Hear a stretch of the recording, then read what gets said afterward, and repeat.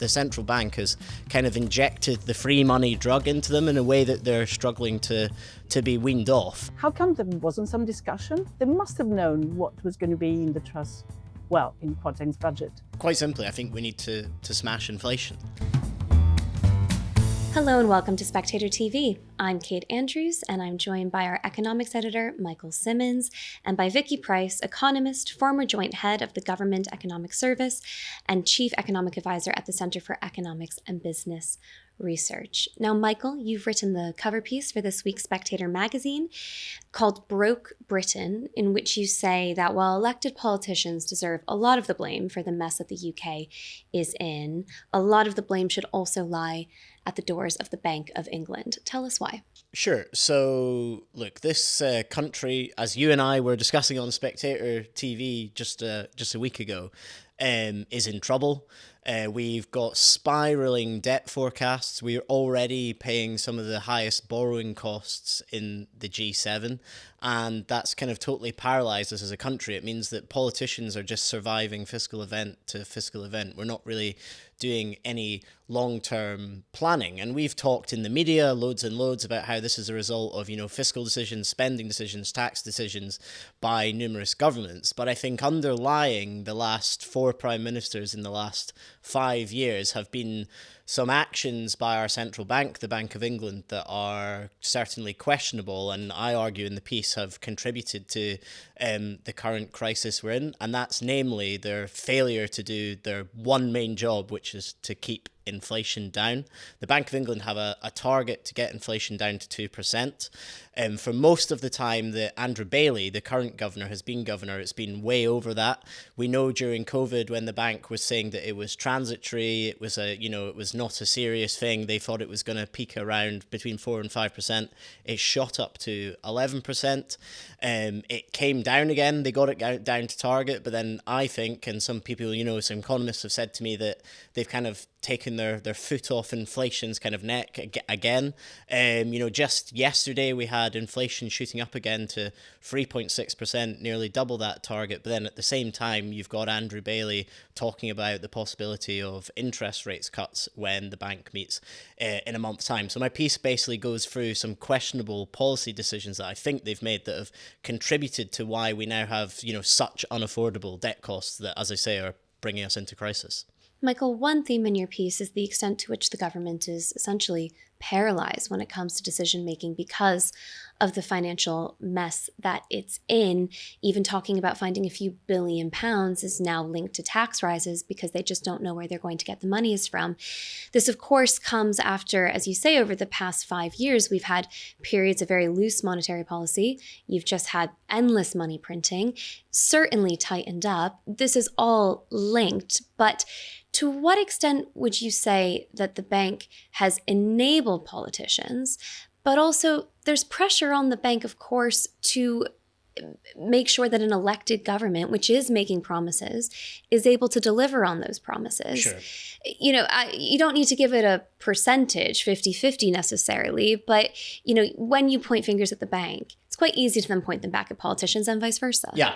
I mean, look, they're both responsible, and ultimately the elected politicians are the people who are elected and do carry the can.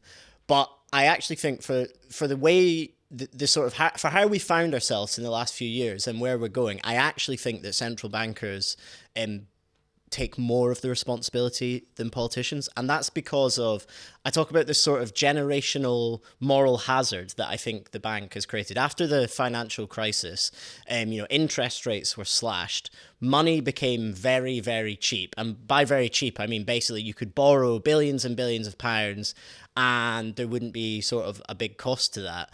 And politicians, I think, got into the habit of thinking, we can just deliver these massive spending promises. And then when COVID came on and Russia and Ukraine came on, big spending promises became ginormous spending promises, right? We had things like the furlough, the energy subsidy. We've got the triple lock on pensions that's just, staggeringly expensive and unaffordable. And I think I take particular issue with the current governor and the current monetary policy committee of the last few years, because I think once it became clear that inflation was back and money could not be free and interest rates had to go back up to sort of closer to the kind of historic highs they'd been at. They delayed raising rates for so long that I think it cemented this risk-free feeling in politicians that they didn't have to think about the cost of money. And then when rates finally did go up, it's come back to bite them. So again, ultimately, it is the politicians' fault for not being fiscally responsible. But I think the central bank has kind of injected the free money drug into them in a way that they're struggling to be weaned off. So, for that reason, I would probably put more than 50% on the bank's responsibility. Vicky, I'm interested in your thoughts on this. It's been clear for some time now that markets and investors have called time on the UK's endless spending habits. It's politicians that make the promises, but it is the bank that makes those promises possible. How do you divvy up the responsibility? I think it's useful to look at what's been happening across the board and not just in the UK. And you're quite right, and Michael is quite right to say that it's partly what the politicians wanted to see happen, and the central banks have responded by indeed printing money, if you want to call it that, certainly supporting through quantitative easing, in other words, buying the bonds that the government was issuing in the secondary market and bringing interest rates down, that they've facilitated the getting out of the COVID problem in particular. But of course, they had been used before with the financial crisis. And the interesting thing is that it's politicians of all colours who have encouraged, if you like, that type of development to happen because they've been faced with crisis. The financial crisis originally, then of course we had Brexit, then we had COVID, and then of course whatever's been going on with Russia and Ukraine and beyond. So there have been pressures on economies, and one had to react to those. And if you look across in different countries, you've seen a similar, even though used in a slightly different way, but a similar expansion on the fiscal front, which was then funded by central banks coming in and supporting that. So we weren't alone. So that's the first thing to say. And there was a sort of concerted action. So there was agreement that this was perhaps the best way of dealing with the crisis, pumping a lot of money into the economy, increasing the liquidity that was around, and seeing what was going to happen. Of course, the pressures were different. There was in a different environment. There was a different environment at the time of the financial crisis, a different one later on. And it is arguable whether indeed the solution, which seemed to have been the same in each case, which is QE, loads of it, was necessarily the best one also at a time when there were serious constraints in the economy, supply chain issues and so on, which when COVID started, being dealt with, supply chains improved, and that nevertheless had led to the type of inflation that was beginning to happen before interest rates were raised. And of course, people would look back and say, well, look, yes, we reduced interest rates before very significantly, borrowed hugely, huge QE. Was it right to wait so long for interest rates to start going up again? And why did you really think that this was transitory? And I think there are some excuses you can use for that. The first one is that, this was a very unusual environment when everything stopped. So supply chains were so disrupted. And the moment you started, of course, building them up, and there was this huge demand that was out there, that led to this increase in inflation that perhaps should have been tackled earlier. And there are lots of people who think that, and I think possibly that could have been the case. The UK, interestingly enough, was the first to raise interest rates in December 21, not by much, but it did raise them from near zero. The US didn't until March 22, and the European Central Bank not until July 22. And the interesting thing about the European Central Bank is that until then, it had kept its deposit rate, the main deposit rate, it has as negative, where it had been more or less since 2014, the middle of the Eurozone crisis. So there was a general belief that the inflation that we were seeing was transitory at the time. And if you were looking at what the World Bank was saying at the end of 2021, looking at 2022, and really the Eurozone experience is quite relevant here, because of course they had a long period of deflation during the Eurozone crisis. What the World Bank, which, you can believe their data and everyone looks at it and assumes that perhaps they've got, some reason for thinking so. they were expecting prices to stabilize or start falling, whether it was commodity prices, oil, etc., or whether it was loads of other indicators that they were looking at. If that is the case, or that would have been the case, then indeed inflation a year hence would have been either zero or negative. And I think the expectation was that those transitory increases were really transitory, were going to go away. And what happened afterwards, of course, is that we had the oil crisis because there was the invasion of Ukraine by Russia. So we haven't been able to see whether those forecasts would have materialized or not. So you could excuse the central banks for being slow in responding, but once the energy crisis started hitting, they certainly did respond and raise interest rates very significantly. You know, Vicky, it's interesting you bring up the series of crises there. What people often talk about as once in a lifetime or once in a century events, the world has been experiencing every couple of years. Was it a grave mistake? Perhaps we can only know in retrospect, but was it a grave mistake to think as these crises came along that, as you say, QE was always going to be the right way to handle them, but also that there wasn't another one around the corner? This idea that actually fix the roof while the sun is shining, nobody used even the briefest moments of we haven't had peace, but relief or respite to try to make some change. And it was just a pile on really in the end. And maybe that should guide how central banks are acting now and politicians too in the future. It is possible, not to be too negative, that another crisis could be right round the corner. Absolutely. We already have the crisis, of course, the next one, which is tariffs and what it all means.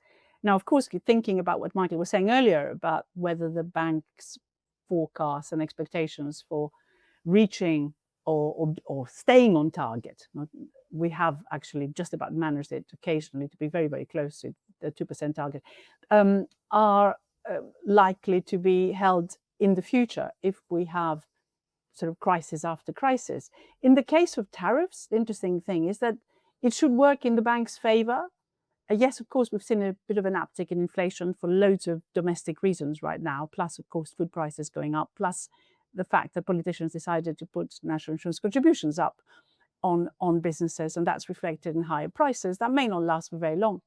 But generally, if you talk to any trade economist, they will tell you that the country that imposes tariffs is the one that's going to have higher inflation. We've seen a bit of an uptick in the US as well. And the rest of the world, which is suffering from it, unless there are reciprocal tariffs, is going to see a decline in inflation. So it could move in the favor of the central banks. But I think you're right. We're seeing crisis after crisis, not just economic ones, but political ones that then cause an economic crisis. Geopolitics is now very, very difficult to forecast accurately. And there must be a different way in which we can handle this crisis rather than accumulating huge amounts of debt.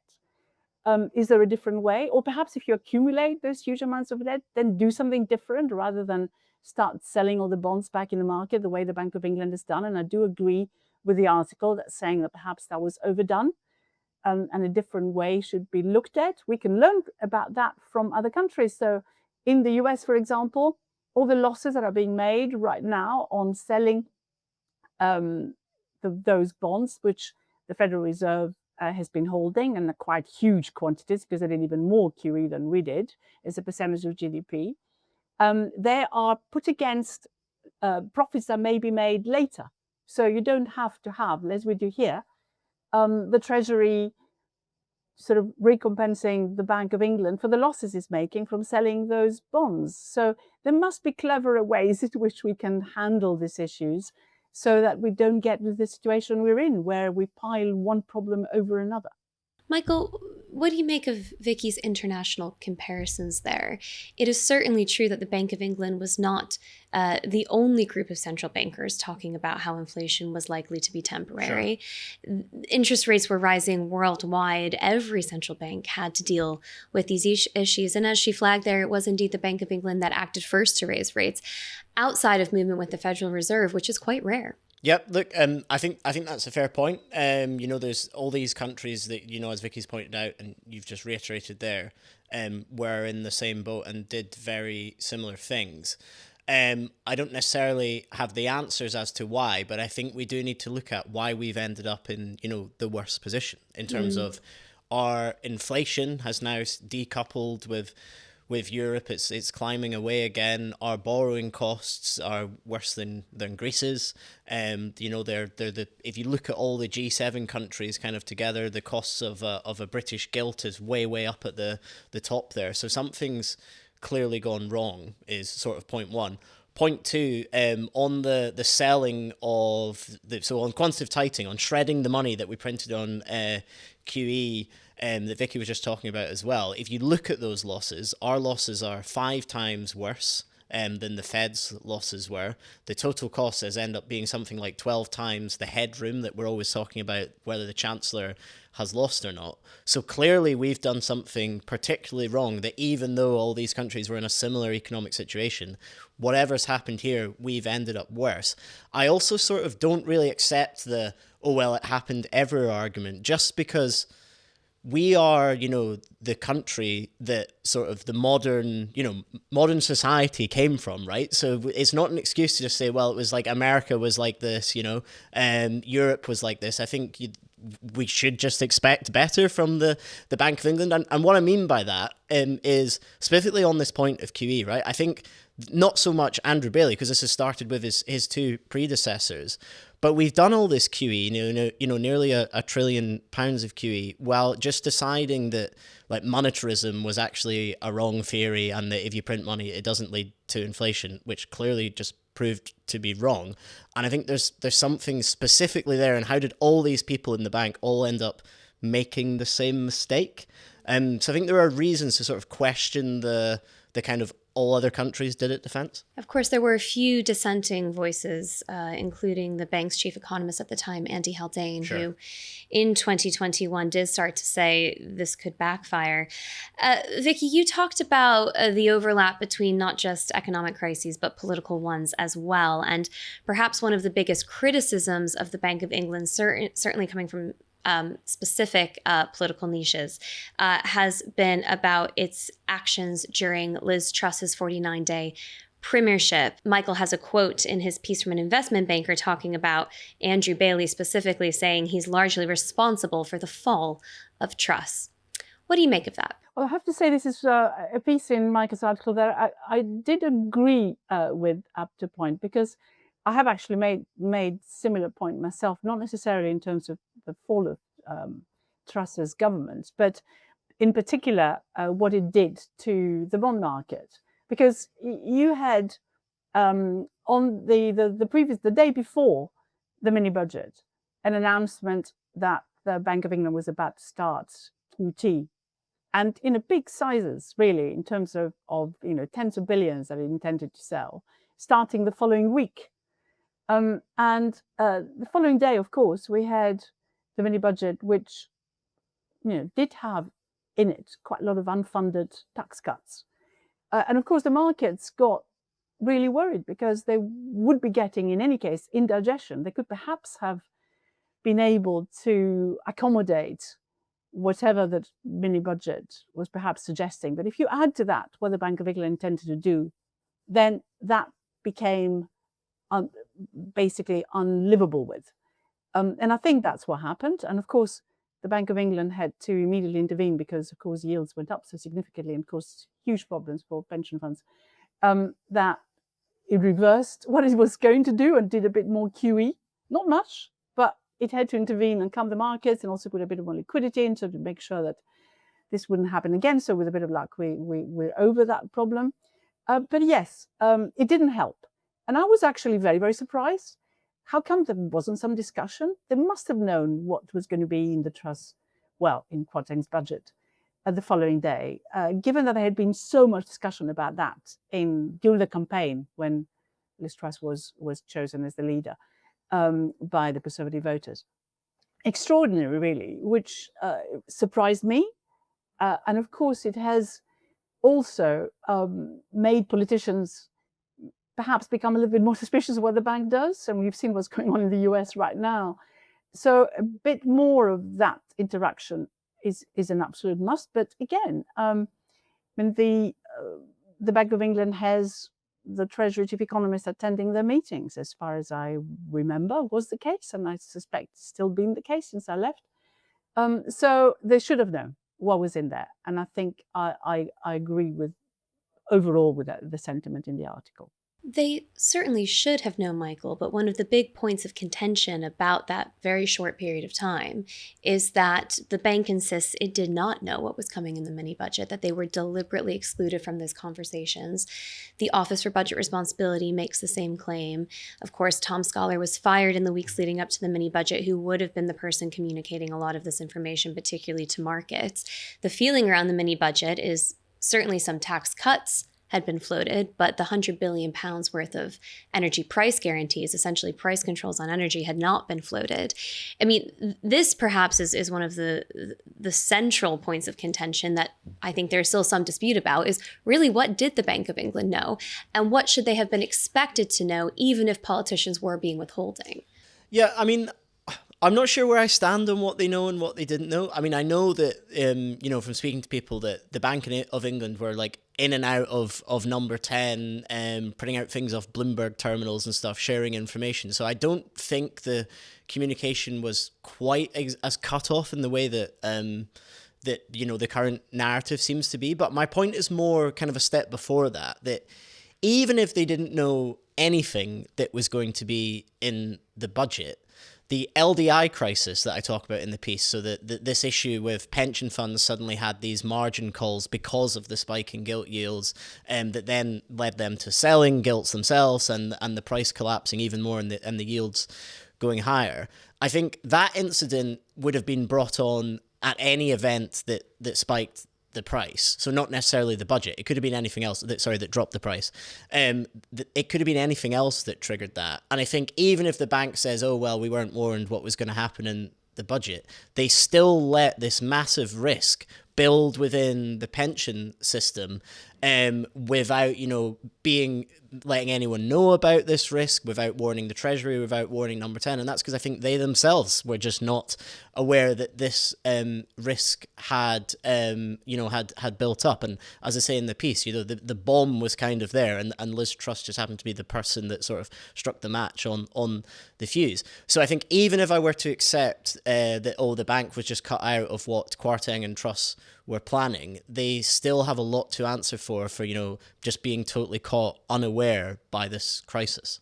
I mean, perhaps one of the most worrying things to come out of the past couple of years, Vicky, is the extent to which people just don't know what liabilities are sitting under the surface, as Michael says there, where the bombs are planted, having kept interest rates artificially at rock bottom for so long, people being able to borrow basically with impunity, and then to have world circumstances completely out of your control change the dynamic once again, to reintroduce the notion that actually money isn't free and that the economic foundations do apply.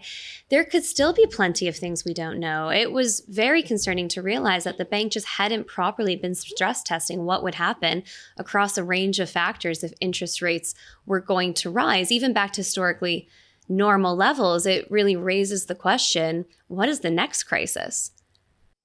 And of course, and now we have very high interest rates, and you did talk about what firms and others did. And when we talked about monetarism, I mean, the thing that everyone worried about was that, of course, you could use all the money that was floating about in the economy and therefore raise inflation a lot. That hasn't been the reason why inflation has been high in the UK. It's been high mainly because of high energy prices and some domestic issues, such as allowing lots of increases in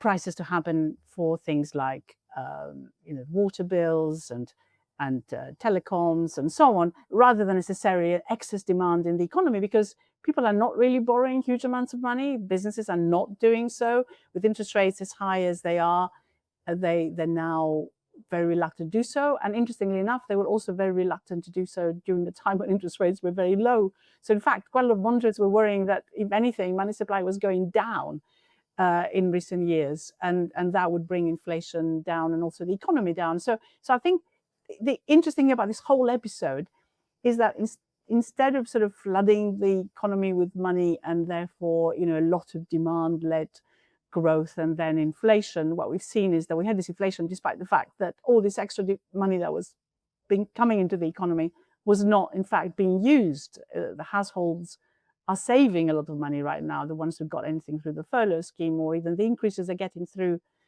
minimum wage going up, or the real increases that they have been seeing in the last few months in wages more generally.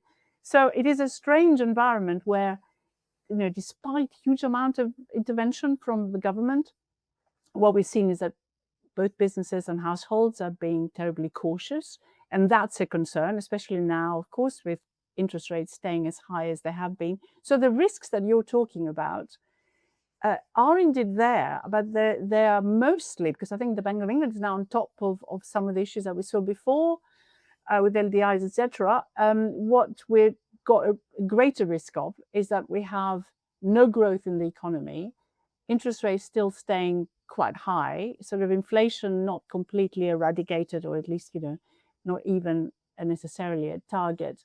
And the worry that the next crisis is going to be a real sort of economic crisis where loads and loads of firms are in difficulty. And that's what we need to worry about most. And if you add on top of that the fact that the long-term yields are staying high, and as Michael was saying, higher than other countries, and they shouldn't really be there because there's been a lack of confidence in the fiscal aspect of what the government is doing, then you're exacerbating those issues for the economy. So we can reflect back on QE. It's caused some of that, but a lot more has happened to lead to this type of uncertainty we've got now and the concerns about growth. So Vicky, to end on a more practical point, although still a very tricky one, in the coming months, you talk there about stagnant growth in the UK, concerns about the economy, concerns about cost of living and prosperity, and how you balance that with the fact that inflation is not at target and does appear to be on the rise. Is Andrew Bailey and his bank right to keep talking about rate cuts? Yes, I think we absolutely do need to reduce interest rates because they're too high for the economy as it is at present. So if they can manage it and the markets can accept them, then that would be great. But of course, the one thing that the central bank has in its power is to reduce, its own rate, therefore short-term rates. How the markets will react in terms of longer-term rates is questionable. So if you still have the issue on the fiscal front, you could end up with short-term rates quite low, long-term rates still quite high. But we do know that what the bank is already doing, certainly the Treasury, where of course a lot of the office for managing the budget is based, is looking again at the balance between short-term and long-term gilt sales and how exactly to fund this deficit that we've got, and also the need to keep on funding the debt, which is continuing to increase, in order to make sure that interest rates move in such a way that they don't affect the economy particularly negatively. So there is a lot of thinking that's going on right now between the bank and the Treasury in terms of at least getting policy to work in unison with each other. And I think that goes back to what Michael was saying about, how much does the bank know, how much does it understand what the Treasury is up to. The closer we get the two to work, obviously, the better it will be.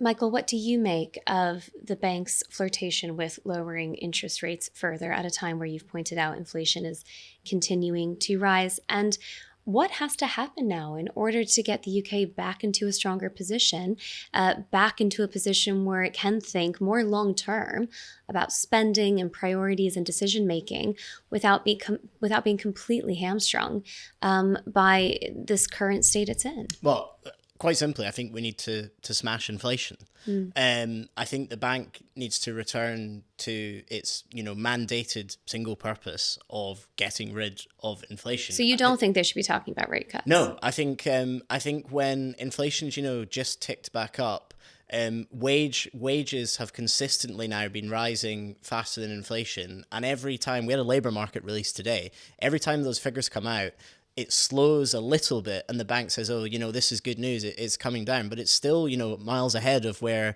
inflation is. So I think there's a lot of signals that inflation seems here to stay. And look, I'm a journalist, not an economist, so how am I really qualified to say this, but my hunch is that until inflation is really, really gone out of the system, I don't know how you can be signalling that rate cuts are the right thing. Michael and Vicky, thanks for joining Spectator TV.